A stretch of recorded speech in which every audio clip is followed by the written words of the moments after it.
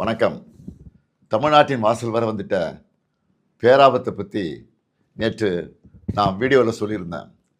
டீலிமிட்டேஷனுங்கிற பேரில் தனது லிமிட்டை தாண்டி பாஜக அரசு தமிழ்நாடு உள்ளிட்ட தென் மாநிலங்களை வஞ்சிக்குது. வட மாநிலங்களுக்கு அரசியல் வலிமையை மேலும் வாரி வழங்குகிற மாதிரியோ, தென் மாநிலங்கள் அரசியல் வலிமையை இழப்பது மாதிரியோ நடந்தால் தமிழ்நாடு பார்த்துக்கிட்டு சும்மா இருக்காது. ஒவ்வொரு குடும்பமும் தெருவுக்கு வந்து போராடும்னு சொல்லியிருந்தேன். யார் நல்லது சொன்னாலும் கேட்காத ஒன்றிய பாஜக அரசு இதையும் கேட்கல. சட்ட திருத்தம் கொண்டு வந்து நாடாளுமன்றத்தில் தமிழ்நாட்டின் குரலை ஒடுக்க பார்க்குறாங்க.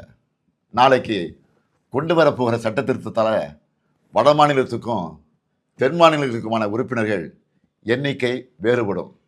சும்மா பெயரளவுக்கு தமிழ்நாடு உள்ளிட்ட தென் மாநிலங்களுக்கு தொகுதி அதிகரிக்கணும்னு சொல்லிட்டு அவங்களுக்கு சாதகமான வட மாநிலங்களுக்கு மிக மிக கூடுதலாக தொகுதிகளை அதிகரித்து நம்ம தென் மாநிலங்களின் பிரதிநிதித்துவமே தேவை இல்லை என்ற நிலைமையை கொண்டு வர போகிறாங்க.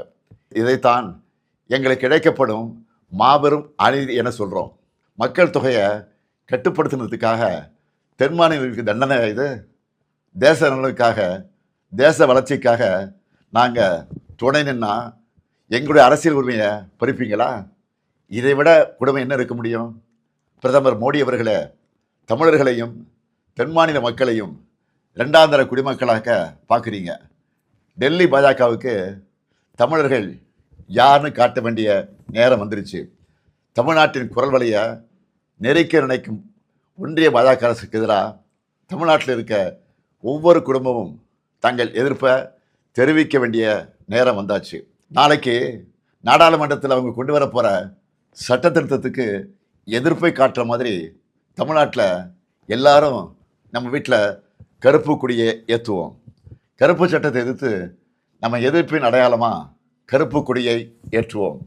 இந்தியாவை இருண்ட காலத்திற்கு அழைச்சிட்டு போகிற எதேச்சதிகார பாஜக அரசுக்கு எதிராக கருப்பு கொடி ஏற்றுவோம்.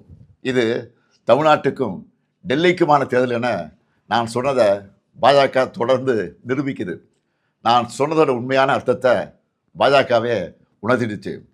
அவங்களுக்கு தமிழ்நாடு முன்னேறக்கூடாது, தமிழ்நாட்டை சார்ந்தவங்க குரல் கூட நாடாளுமன்றத்தில் ஒழிக்கக்கூடாது. அதுக்கான சதி திட்டத்தை சட்டமாகவே கொண்டு வராங்க. சதியை எப்படி சட்டமாக ஏற்க முடியும்? கருப்பு சட்டத்துக்கு எதிராக கருப்பு கொடி ஏற்றுவோம்.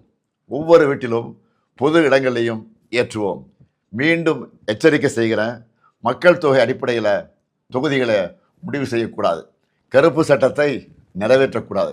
8 கோடி தமிழர்களின் ஒற்றை கோரிக்கை இது. அரசியல் எல்லைகளை கடந்து தமிழ்நாட்டின் உரிமையை காக்க தமிழ்நாடே ஓங்கி ஒலிக்கட்டும். தமிழ்நாடு போராடும், தமிழ்நாடு வெல்லும். வெல்வோம் ஒன்றாக.